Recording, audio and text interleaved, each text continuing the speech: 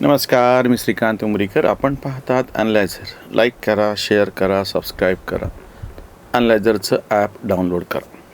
2 तारखेला महाराष्ट्रामध्ये नगरपालिकांसाठी बहुतांश नगरपालिकांसाठी मतदान झालं. मला वाटतं काहीतरी फक्त 20 नगरपालिकांचं मतदान आता 20 तारखेला होणार आहे. 266 इतक्या मोठ्या संख्येनं नगरपालिकांसाठी मतदान झालं. काही राहिलेलं ज्या त्रुटी आहेत त्या दुरुस्त करून 20ला होईल आणि 21ला निकाल लागेल. हा व्हिडिओ तुमच्यासमोर येतो आहे ती 12 तारीख आहे. फक्त 9 दिवस निकालाला शिल्लक राहिलेले आहेत. आणि ह्याच वेळेस महानगरपालिकांच्या निवडणुकांची हालचाल सुरू झालेली आहे. जिल्हा परिषदच्या निवडणुका कधी होतील काही माहिती नाही. बहुतांश एकदाच होतील किंवा सलग एकदा लागून होतील. पण ह्या 21 तारखेच्या निकालाच्या दरम्यानच केव्हा तरी किंवा निकाल लागल्याच्या नंतर लगेच महानगरपालिकाच्या निवडणुकांची घोषणा होईल, जिल्हा परिषदच्या निवडणुकांची घोषणा होईल. म्हणजे ते एक जवळपास वर्तुळ पूर्ण होईल. म्हणजे नगरपालिका झालेल्या आहेत, महानगरपालिका आहेत, जिल्हा परिषदच्या आहेत. म्हणजे संपूर्ण महाराष्ट्राचं प्रतिनिधित्व सगळं झालेलं आहे. सगळ्यांनाच म्हणजे सगळ्याच भागामधल्या मतदारांनी आपल्या स्थानिक स्वराज्य संस्थेची निवडणूक पार पाडलेली आहे, आपला हक्क बजावलेला असं लवकरच होईल. ह्या सगळ्या काळात तुम्ही एक बघितलं का, विरोधी पक्ष ज्या पद्धतीनं बोंबा मारत होते, ज्या पद्धतीनं आरडाओरड सगळी चाललेली होती, ज्या पद्धतीनं महाविकास आघाडीवरती म्हणजे त्या विधानसभेच्या निवडणुकापासून जी शोककळा पसरलेली आहे, त्यांचं जे सूतक आहे ते संपायला काही नाव त्याचं दिसत नाही. आधी खूप गप्पा केल्या ह्या आपल्या सगळ्या चाय बिस्कुट पत्रकारांनी, हवं तसं नॅरेटिव्ह पसरलं. ठाकरे बंधू एकत्र आले की काय घडणार का नाही, सगळ्या पद्धतीनं सगळ्या बातम्या लावून झाले. संपूर्ण नगरपालिकेची निवडणूक त्याचा सगळा कालखंड, सगळ्या काळात सत्ताधारी शांत. सगळ्यात जास्त ॲक्टिव्हली सगळ्यात जास्त पुढं होऊन प्रचार कोणी केला असेल तर फक्त सत्ताधाऱ्यांनीच केला. इतकी आरडाओरडा करणारे हे विरोधक प्रत्यक्षात तुम्ही पर्याय आहात हे तुम्ही तुमच्या मतदारांच्या समोर सिद्धच करू शकले नाही. एक फार साधा मुद्दा असतो लोकशाहीमध्ये, विजय कोणाचा होईल तो नंतरचा भाग असतो. पहिला मुद्दा जो असतो की प्रत्यक्षात लोकांमध्ये तो उत्साह तयार करणे आणि लोकांनी जाऊन मतदान करणे. तर नगरपालिकेच्या वेळेस जे मतदान झाले आधीपेक्षा जरा जास्त आहे.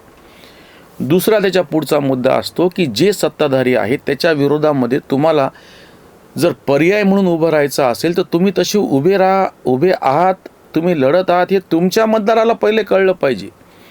काठावरच्या मतदारांना आपल्याकडं खेचणं नंतरची गोष्ट आहे. आत्ता परिस्थिती अशी, आम्ही आधी पण व्हिडिओ केला होता, आता परत करतो आहोत त्याच अनुषंगानं. सत्ताधाऱ्यांच्या बाजूनं फार मोठ्या प्रमाणात स्थानिक पातळीवरचे कार्यकर्ते वेगवेगळ्या पक्षातले, विरोधकातले निघून गेले. सरळ काही प्रत्यक्ष गेले, काहींनी अप्रत्यक्षरित्या तडजोडी केल्या, काही जणांनी सत्ताधाऱ्यांना मदत केली.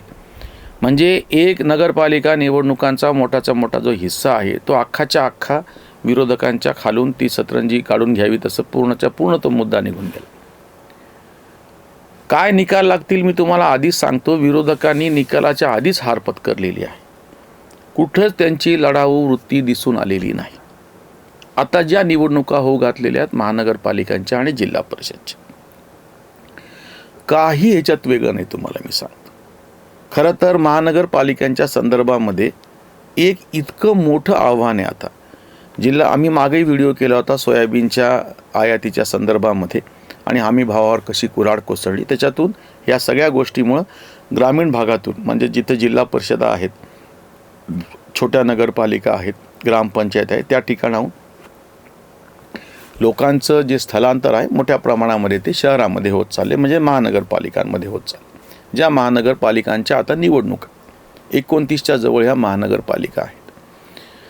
नागरी प्रश्न ज्या पद्धतीने सध्याचे सत्ताधारी आहेत त्याला त्यांनी हात घातलेला आहे, मग ते रस्ते बांधणी असो, पूल असो, वाहतूक व्यवस्था असो, मेट्रो असो, बुलेट ट्रेन असो मोठ्या शहरांना सोडणाऱ्या, किंवा हे महामार्ग असो मोठ्या मोठ्या शहरांना जोडणारे भारतभरचे, या सगळ्याचा फार मोठा परिणाम शहरी व्यवस्थेवरती होतो. किंवा प्रत्यक्ष शहरामधले जे घर बांधणीचे प्रकल्प, हाऊसिंग प्रोजेक्ट असत मोठे मोठे, ह्या सगळ्या गोष्टीचं तुम्ही साधं बघितलं असाल की जितकं अडचण काँग्रेसी काळात होती त्याच्यापेक्षा कितीतरी वेगळं चित्र आता म्हणजे केंद्रामध्ये 2014 पासून जे सरकार सत्तेवरती आले त्याच वेळेस महाराष्ट्रात पण आलेले महाविकास आघाडीचा 2-2.5 वर्षाचा कालखंड अपवाद वगळतो.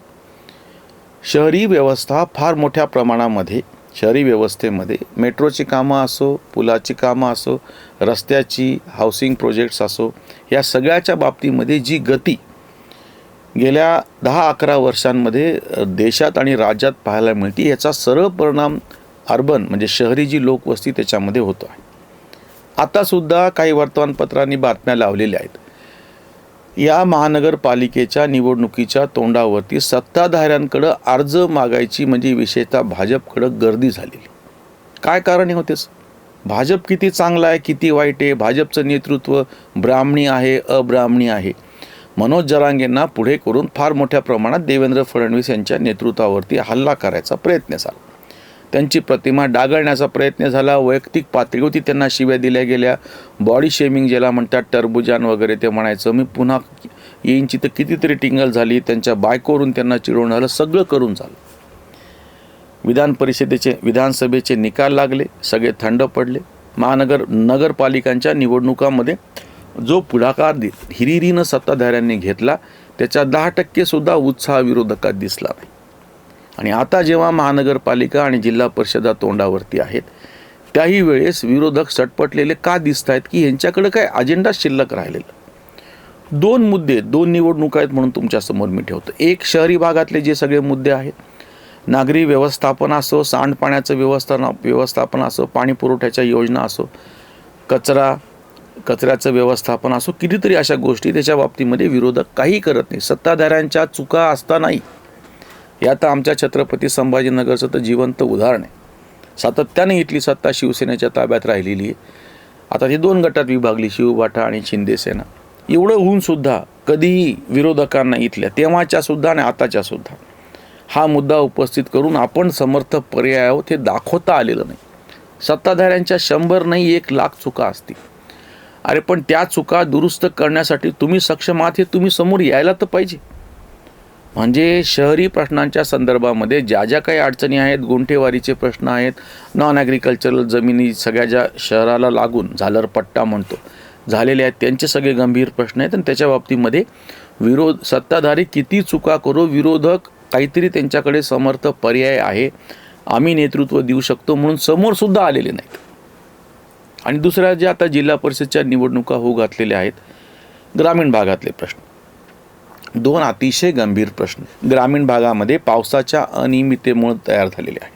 नंबर 1, जी कोरडवाहूची पिकं आहेत, याच्यामधून सोयाबीनचा जो विषय आम्ही उपस्थित केला होता, तूर आहे, कापूस आहे, यासारख्या पिकांच्या साठवणुकीच्या बाबतीमध्ये वेअर हाऊसेस ज्याला आपण म्हणतो, त्यांची फार मोठ्या प्रमाणामध्ये गरज गेल्या काही वर्षात निर्माण झालेली, कारण की शेतकरी आपला माल साठवून ठेवू शकत नाही.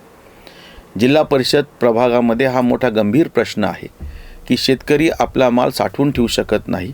त्याला तो माल साठवण्याच्या संदर्भामध्ये जर व्यवस्था उत्पन्न झाली, जसं या ठिकाणी आमच्या परिसरामध्ये बुलढाणा अर्बन बँकेने ते उपस्थित करून दिलेलं आहे, उपलब्ध करून दिलेलं आहे, तर त्याला तो माल साठवून ठेवता येईल आणि त्याच्या अगेन्स्ट, त्याच्या बदल्यामध्ये जर त्याला कर्ज मिळालं तर काही दिवस त्याला तो माल होल्ड करता येईल, बाजारामध्ये थांबून ठेवता येऊ शकेल. हा एक प्रश्न आहे. आणि दुसरा सगळ्यात महत्त्वाचा प्रश्न आहे की ही जी बाजारपेठ आहे शेतमालाची, या बाजारपेठेवरची जी बंधनं आहेत, या सगळ्याच्या संदर्भामध्ये सत्ताधारी काय आणि कसे चुकलेले आहेत. आत्ताचा मिळणारा हमीभाव ते देऊ शकत नाही आहे सोयाबीनला. पण दुसरा प्रश्न आहे ना, मग तुम्ही काय करू शकता? या सत्ताधाऱ्यांनी मध्य प्रदेशमध्ये भावांतरण योजना राबवून शेतकऱ्याचा रोज दाबून टाकला. मग महाराष्ट्रामध्ये अशाच पद्धतीनं हे सत्ताधारी काम करतील. विरोधक काय करणार आहेत? विरोधकांना हा जो शेतकऱ्यांमधला असलेला असंतोष इनकॅश करता येत नाही आहे पॉलिटिकली, त्यांच्याकडे कुठली योजना नाही आहे. हे सगळे विरोधक कृषी आंदोलनाच्या निमित्तानं दिल्लीमध्ये बसून राहिले होते. देशभर सगळ्यांनी बोंब केलेली होती, काले कानून वापस लो, काले कानून वापस लो, MSP की लिगल गॅरंटी देऊ. आणि ते MSP की लिगल गॅरंटी फाडकन आता तोंडावरती अशी आपटली, पूर्णपणे अपयशी ठरली. हे विरोधकांचं अपयश आहे. सत्ताधारी तर त्यांच्या पद्धतीनं मार्ग काढताच आहेत. शहरी व्यवस्थेतल्या प्रश्नाच्या बाबतीमध्येही विरोधकांकडं कुठला पर्याय नाही. समर्थ पर्याय समोर देण्यासाठी आणि जिल्हा परिषदच्या निवडणुका आहेत तर शेतीच्या प्रश्नांच्या, ग्रामीण प्रश्नाच्या संदर्भामध्ये सुद्धा यांच्याकडं कुठला मास्टर प्लॅन नाही. त्याच्यामुळे जशी नगरपालिकांची निवडणूक विरोधकांच्या हातून सुटली त्याच पातळीवरती आता महानगरपालिका आणि जिल्हा परिषदची पण निवडणूक यांच्या हातून पूर्णपणे सुटून जाताना दिसते आहे. इथेच थांबूया. धन्यवाद. स्वधर्म जागृतीचा विधायक बुरुज